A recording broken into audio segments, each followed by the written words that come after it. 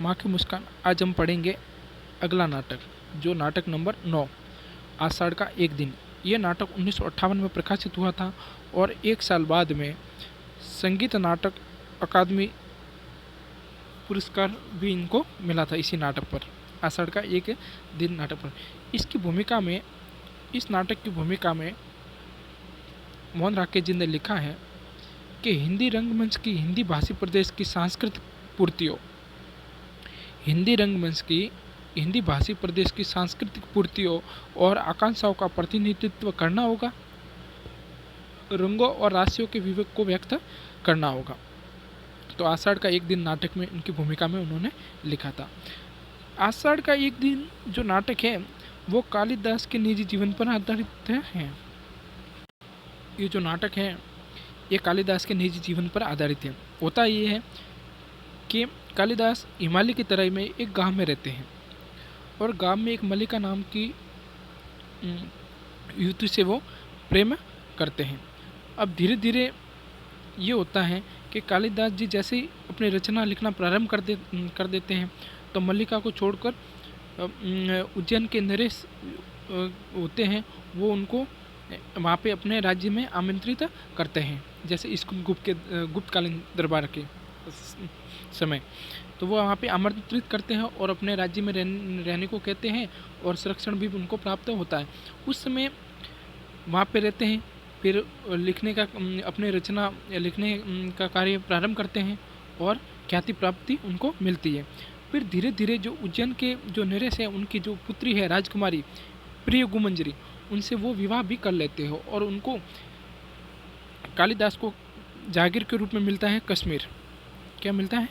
कश्मीर। और कश्मीर में जब जाते हैं तो जब कालिदास जी शुरुआत में तो कालिदास नाम से ही नहीं लिखते थे रचना। किस नाम से लिखते थे? मातृगुप्त के नाम से, मातृगुप्त के नाम से रचना लिखते थे। ये भी आपको ध्यान रखना है कि कालिदास जी मातृगुप्त के नाम से क्या लिखते थे? रचना लिखते थे। और जब कश्मीर में शासक बनते हैं तो कालिदास नाम नहीं वहाँ पे उल्लेखित होता है, ठीक है, वहाँ पे होता है मातृगुप्त। तो मातृगुप्त किसका नाम है? कालिदास जी का ही नाम है। और इनकी पत्नी का नाम होता है प्रिय गुमंजरी, जो उज्जैन के नरेश की पुत्री होती है। फिर धीरे धीरे वहाँ पे शादी वगैरह कर लेते हैं, कश्मीर में जाते हैं। फिर धीरे धीरे जब उनको पता चलता है कि मैं वादा दे के आया था कि गांव में जाना है, मुझे मल्लिका से मिलना है, और मल्लिका ने उनको भेजा था उनके दरबार में, गुप्त काल के दरबार में भेजा था। फिर जैसे जैसे पता चलता है तो वो वहाँ आते हैं, मल्लिका को इग्नोर करते हैं, बात भी नहीं करते हैं। फिर मल्लिका होती है, वो विलोम नाम के एक युवक होता है गाँव का पुरुष, उससे विवाह कर लेती है और वो एक बच्चे की माँ भी बन जाती है। तो ये नाटक आषाढ़ के एक दिन से प्रारंभ होता है और आषाढ़ के एक दिन पर ही ख़त्म होता है। ये भी ध्यान रखना कि ये जो नाटक है ना, वो आषाढ़ के एक दिन से प्रारंभ होता है और आषाढ़ के एक दिन जो वापस घूम के वही वर्ष आता है तो वहाँ पर वो नाटक खत्म हो जाता है। तो आषाढ़ के एक दिन से शुरू होता है और आषाढ़ के एक दिन पे ही खत्म होता है। ये भी आप ध्यान रखना।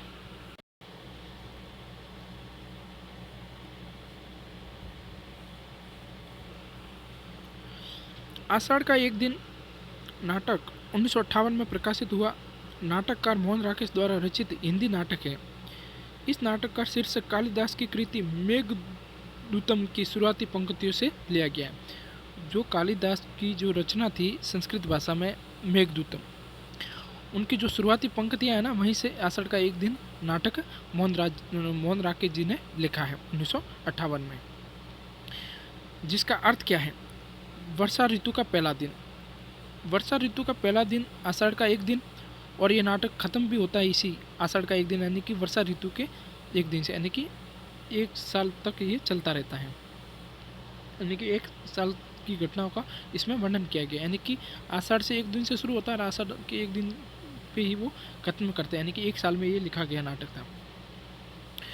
सन 1959 में इसे वर्ष का सर्वश्रेष्ठ नाटक होने के लिए संगीत नाटक अकादमी पुरस्कार से सम्मानित किया गया था। आषाढ़ का एक दिन महाकवि कालिदास के निजी जीवन पर आधारित है। इनका परिवेश ऐतिहासिक है, परंतु उसमें आज की आधुनिक समस्या को प्रस्तुत किया गया। प्रस्तुत नाटक में कालिदास व्रती, तपस्वी महात्मा नहीं बल्कि दुर्बल और सामान्य व्यक्ति है, जो दायित्वहीन, स्वार्थी, आत्मसीमित, पलायनवादी कवि के रूप में सामने आता है। मोहन राकेश ने विश्व विख्यात कवि कालिदास को कल्पना और मिथ की सहायता से चित्रित किया गया है। इस नाटक में मुख्य पात्र कौन कौन है? तो कालिदास, जो नाटक का नायक है, एक महान कवि है जो मल्लिका से प्रेम करता है गाँव में, किंतु इनका विवाह हो जाता है उज्जैन की राजकुमारी प्रिय गुमंजरी से होता है बाद में। ठीक है। फिर दूसरा पात्र है जो इस नाटक की नायिका है मल्लिका, जो कालिदास की प्रेमिका है, जो बहुत ही स्वाभिमानी चरित्र की नारी है। अब अंबिका कौन होती है? अंबिका मल्लिका की विधवा माँ है, जो सदैव दुखी रहती है। क्यों दुखी रहती है? वो अपनी बच्ची के लिए दुखी रहती है कि इसका क्या होगा।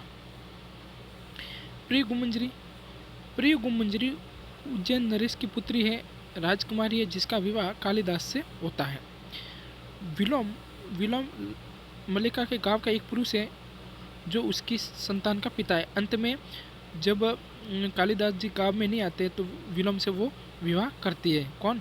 मल्लिका। और वो एक बच्ची की माँ भी बन जाती है, अविवाहित माँ है। मातुल कालिदास का संरक्षक है, जिसने उसे पाल पोस कर बड़ा किया। अब कालिदास को बड़ा करने वाला कौन है? तो मातुल है। कौन है? मातुल। अब दंतुल कौन है? दंतुल राजपुरुष है, जो कालिदास को प्रथम बार उज्जैन ले जाने हेतु आता है। उज्जैन जब जाते हैं तो उसको प्रथम बार कौन लेने आता है? दंतुल। अब इसमें अन्य पात्र भी है, निक्षेप है, रंगिणी है, संगिनी है, अनुस्वार है, अनुनासिक आदि। अब ध्यान रखना, इस नाटक की कथा वस्तु वो 3 अंकों में विभाजित है। कितने अंकों में विभाजित है? 3 अंकों में।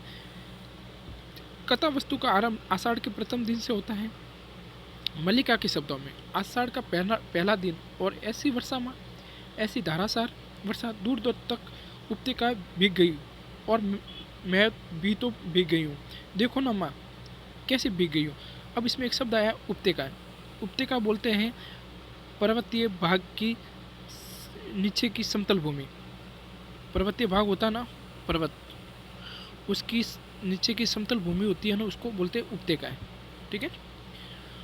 तो मल्लिका कहती है अपनी माँ से कि आषाढ़ का पहला दिन और ऐसी वर्षा माँ, देखो धारासार वर्षा, धुरंधर वर्षा, तेजी वाली वर्षा, दूर दूर तक उपत्यका भीग गई और मैं भी तो देखो ना माँ कैसे भीग गई।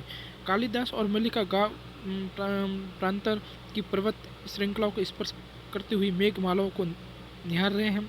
मल्लिका कालिदास के साथ पर्वतों की उपत्यकाओं में धारासार बरसते मेघों में भीग कर घर लौटती है तो माँ कहती है, गई थी दक्षिण से उड़कर आती बगुल पंक्तियों को देखूंगी और देखो सब वस्त्र भिगो आई हूँ। मल्लिका की माँ अंबिका कालिदास के साथ उसके भीगने का अनुमान लगाकर क्रुद्ध होती है। वह कालिदास और मल्लिका के विषय में पहले जन अपवाद से व्यतीत है। कालिदास के विषय में उसकी धारणा अनुकूल नहीं है। वह मल्लिका के भविष्य को लेकर चिंतित है। कालिदास ने अविवाहित रहने का व्रत लिया है। इस कारण मल्लिका ने भी चिरकुमारी रहने का निश्चय किया है। वह भावना के स्तर पर जीना चाहती है। कालिदास के साथ भीगती हुई प्रकृति के सौंदर्य का साक्षात्कार उनके हृदय को छू जाता है और वह कहती है, माँ आज के वे क्षण मैं कभी नहीं भूल सकती। कालिदास भावुक हृदय के कवि हैं। उसने ऋतु संहार की रचना की है। कालिदास ने किसकी रचना की है? ऋतु संहार की, संस्कृत भाषा में। उज्जैन के सम्राट ने उसे राजकवि का सम्मान देने हेतु आचार्य वररुचि तथा अनेक राज्य कर्मचारियों को भेजा है। तो उज्जैन के सम्राट होते हैं, राजकवि का सम्मान हेतु कालिदास को कौन लेने आता है? आचार्य वररुचि और उनके कर्मचारी आते हैं। स्वाभिमानी कवि राजमुद्रा का दास नहीं होना चाहता और माँ जगदम्बा के मंदिर में चला जाता है। मातुल व्यंग्यपूर्ण शब्दों में कहता है कि अब मेरा भी कालिदास से कोई संबंध नहीं रह गया है। कालिदास के कथन को आधार बनाकर मातुल कहता है, मैं राज की मुद्राओं से कृत होने के लिए नहीं हूँ। ऐसे कहाँ जैसे राज की मुद्रा आपके विरह में घुली जा रही हो और चल दिए। मल्लिका चाहती है कि वह गाँव के अभाव और अपवादपूर्ण जीवन को त्याग कर राज के सम्मान को ग्रहण करे ताकि उसकी प्रतिभा चरमोत्कर्ष को प्राप्त कर सके। और वह कहती है, जब कालिदास जी को उज्जैन से व रुचि और जो राजकीय कर्मचारी आते हैं तो वो कालिदास जी वहाँ जाने को से मना कर देते। तब मल्लिका उनको समझाती है कि आपको वहाँ पे जाना चाहिए। कहती है नहीं, उन्हें सम्मान का तिरस्कार नहीं करना चाहिए। कौन कह रही है? मल्लिका कह रही है। मल्लिका क्या कह रही है? नहीं, उन्हें सम्मान का तिरस्कार नहीं करना चाहिए, ये सम्मान उसके व्यक्तित्व का है, व्यक्तित्व का है। उन्हें अपने व्यक्तित्व को उसके अधिकार से वंचित नहीं करना चाहिए। अंत में वह अपना आग्रह और अनुरोध के द्वारा कालिदास को उज्जैन जाने के लिए तैयार कर लेती है। दूसरे अंक में कथा का पूर्ण विकास होता है। मल्लिका कालिदास के विरह में क्षीणकाय हो जाती है। उसकी माँ उनकी चिंता में अस्वस्थ और रुग्ण होती जा रही है। उज्जैनी कालिदास उज्जैन जाकर मेघदूत तथा कुमार संभव जैसी उत्कृष्ट काव्य ग्रंथों की रचना करते हैं। तो कालिदास जी ने मेघदूत और कुमार संभव नामक जो रचना लिखी वो उज्जैन में जाकर लिखी थी, ये भी ध्यान रखना। मल्लिका कालिदास के सभी ग्रंथों की प्रतियां उज्जैन के व्यवसायियों से प्राप्त कर सहेज लेती है। कश्मीर का शासक बनकर कालिदास अपनी पत्नी प्रिय गुमंजरी, जब कालिदास जी कश्मीर का शासक बनते तो उस समय किस नाम से बनते हैं? मातृगुप्त को मैंने आपको पहले ही अवगत करवा दिया, अति महत्वपूर्ण है मातृगुप्त, और रचना भी मातृगुप्त के नाम से ही लिखते हैं। ठीक है। कश्मीर का शासक बनकर कालिदास अपनी पत्नी प्रिय गुमंजरी तथा अन्य राज्य कर्मचारियों के साथ कश्मीर जाते समय ग्राम प्रदेश में आते हैं, जहाँ जो मल्लिका और कालिदास जी मिले थे उसी समय आते हैं। प्रिय गुमंजरी गुप्त वंश की परम विदुष राजकुमारी और कालिदास की पत्नी है। कालिदास के विवाह का समाचार सुनकर मल्लिका को ठेस पहुंचती है। प्रिय गुमंजरी मल्लिका के घर का जीर्णोद्धार करना तथा उसे उज्जैन ले जाना चाहती है, परंतु स्वाभिमानी मल्लिका इस प्रस्ताव को अस्वीकार कर देती है। कश्मीर जाते समय ग्राम प्रांतर में आने पर भी कालिदास किसी कारणवश मल्लिका से भेंट नहीं कर पाते हैं। जब गांव में आते हैं तो कालिदास जी उनसे भेंट नहीं कर पाते, नहीं मिल पाते। कालिदास के इस व्यवहार से मल्लिका को घोर निराशा होती है तथा उसे अपनी माँ तथा विलोम के व्यंग्य भी सुनने को मिलते हैं। उसके त्याग का ये प्रतिफल उसे हताश कर देता है। अब तीसरे अंक के प्रारंभ में ही मातुल कालिदास के संन्यास ग्रहण करने की सूचना देता है। तीसरे अंक में ये कहता है मातुल के कालिदास ने संन्यास ग्रहण करने को कहा है। कालिदास के संन्यास का समाचार सुनकर मल्लिका व्यथित हो उठती है। वह मन ही मन कालिदास को उपालम देती है, यानी को ओलवा देती है। उपालम का मतलब होता है ओलवा, ओलवा देना, उपालम देती है। नहीं तुम काशी नहीं गए, तुमने संन्यास नहीं लिया। मैंने इसलिए तुम्हें यहाँ से जाने के लिए नहीं कहा था कि तुम जाकर कहीं का शासन भार संभालो, फिर भी तुमने जब ऐसा किया मैंने तुम्हें शुभकामना दी, यद्यपि प्रत्यक्ष तुमने वे शुभकामना ग्रहण नहीं की। जब मल्लिका कहती है कि मैंने आपको ऐसा नहीं कहा था कि अब आ जाके आप संन्यास ग्रहण करो, शासन भार संभालो कश्मीर का। अभाव की स्थिति में अंबिका की मृत्यु के बाद, यानी कि मल्लिका की माता जी अंबिका होती है, वो अभाव की स्थिति में उनकी मृत्यु हो जाती है। मल्लिका का विलोम से संबंध हो जाता है। विलोम जो उसी गांव का एक पुरुष होता है उससे उनका संबंध हो जाता है, शादी हो जाती है। इस संबंध में वह एक बालिका की माँ भी बन चुकी होती है।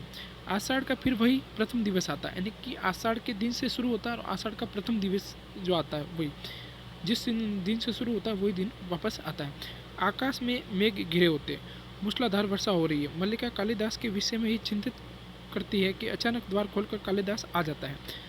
वह कालिदास के समक्ष स्वीकार करता है और वह शासन सत्ता के मोह में पड़कर अपने पद से भ्रष्ट हो गया, परंतु अब राजमोह छोड़ आया है।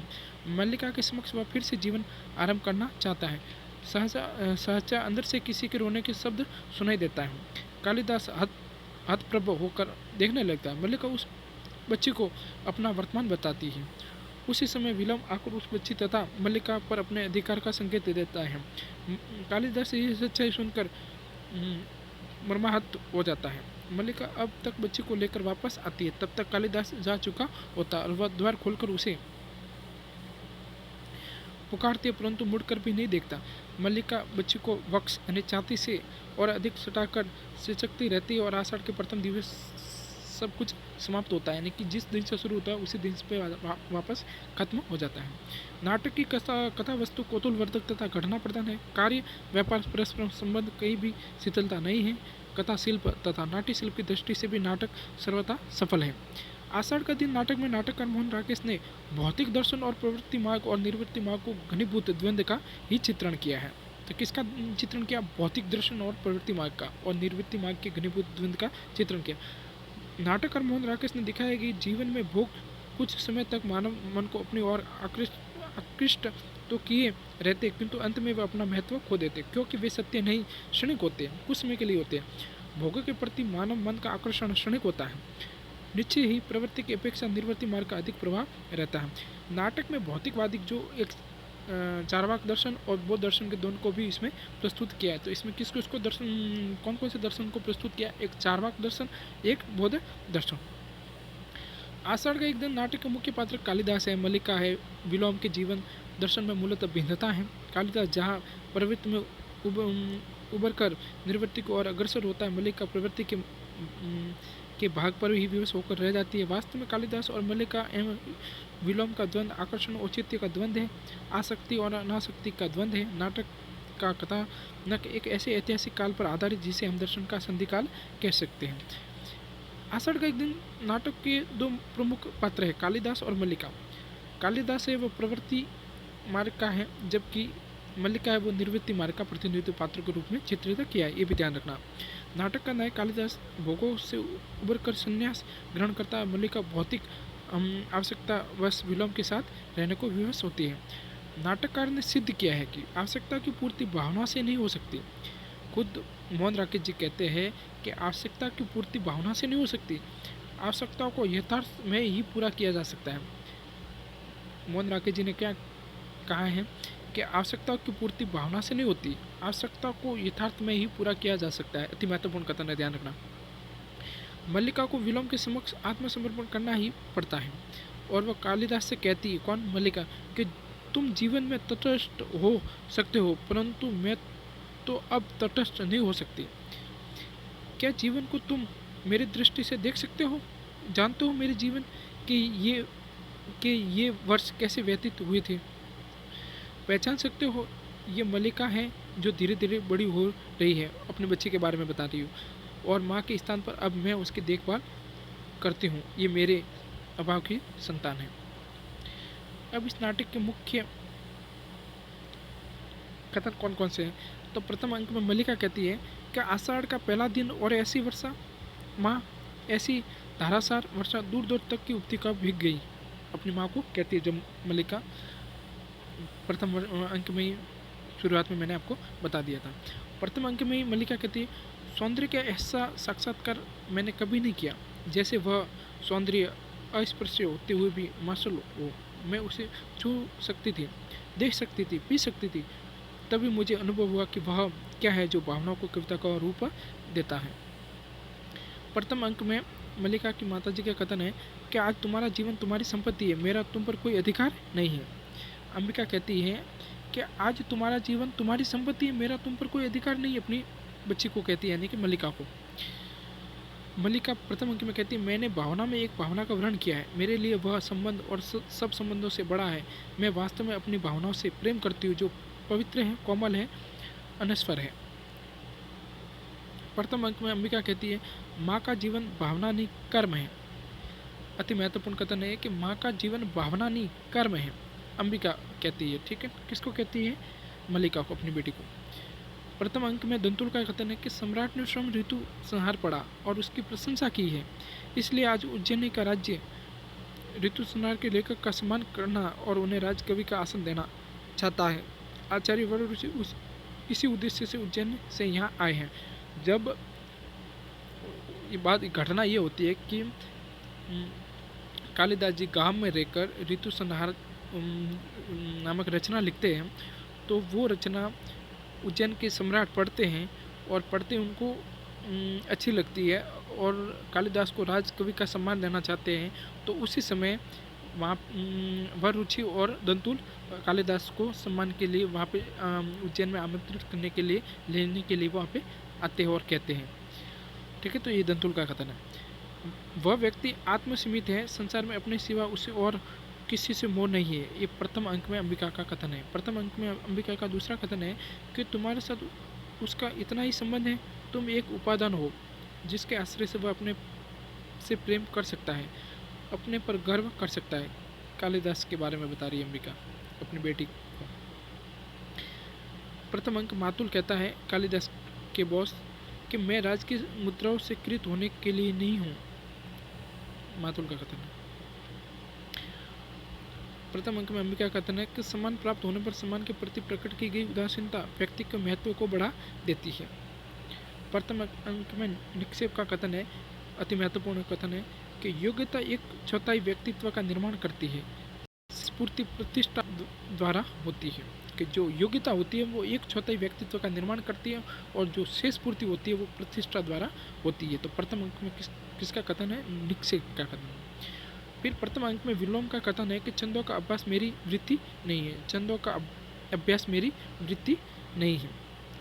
प्रथम अंक में विलोम का कथन है कि विलोम क्या है? एक असफल कालिदास और कालिदास एक असफल विलोम। हम कहीं एक दूसरे के बहुत निकट पड़ते हैं।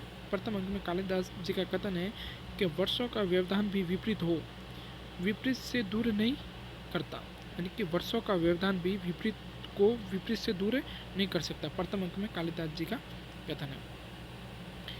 अब दूसरे अंक में कालिदास जी की जहाँ शादी होती है, यानी कि प्रिय गुमंजरी जो उज्जैन नरेश की पुत्री, वो कहती है कि राजनीति की साहित्य नहीं है, उसमें एक एक क्षण का महत्व है, उसी एक क्षण के लिए भी चुक जाए तो बहुत बड़ा अनिष्ट हो सकता है। राजनीतिक जीवन की धुरी में बने रहने के लिए व्यक्ति को बहुत जागरूक रहना पड़ता है। साहित्य उसके जीवन का पहला चरण है, अब वे दूसरे चरण में पहुंच चुके हैं। मेरा अधिक समय इसी आयास में बीतता है कि उनका बड़ा हुआ चरण पीछे न हट जाए, बहुत परिश्रम करना पड़ता है इसमें। प्रिय गुमंजरी का कथन है। फिर मातुल का अंतिम अंक यानी तीसरे अंक में कथन है कि राजनीति में कुछ भी असंभव नहीं है, जितना संभव है ऐसा ना हो उतना ही संभव है कि ऐसा हो, और ये भी संभव है कि जो हो वह ना हो। तीसरे अंक में मातुल का कथन है। और तीसरे अंक में मातुल का कथन है कि मैं समझ पाता हूँ सत्य सदा उसके विपरीत होता है, और मैं जब उस विपरीत तक पहुँचने लगता हूँ तो सत्य उस विपरीत से विपरीत हो जाता है। चौथे अंक में विलोम का कथन है कि तुमसे बाहर जीवन की गति ही नहीं है, तुम हो और कोई नहीं, परंतु समय निर्दय नहीं है, उसने औरों को भी सत्ता दी है, अधिकार दिए हैं। वह धूप और नैवेद्य ले घर की दहली पर रुका नहीं रहा, उसने औरों को अवसर दिया है, निर्माण किया है। तुम्हें उसके निर्माण से वितृष्णा होती है, क्योंकि तुम जहाँ अपने को देखना चाहते हो नहीं देख पा रहे। ये अंतिम कथन है। इसी के साथ में यह नाटक की समाप्ति होती है, और यह नाटक आषाढ़ के एक दिन से शुरू होता है, आषाढ़ के एक दिन पे ही खत्म हो जाता है। ये कालिदास के निजी जीवन पर आधारित है।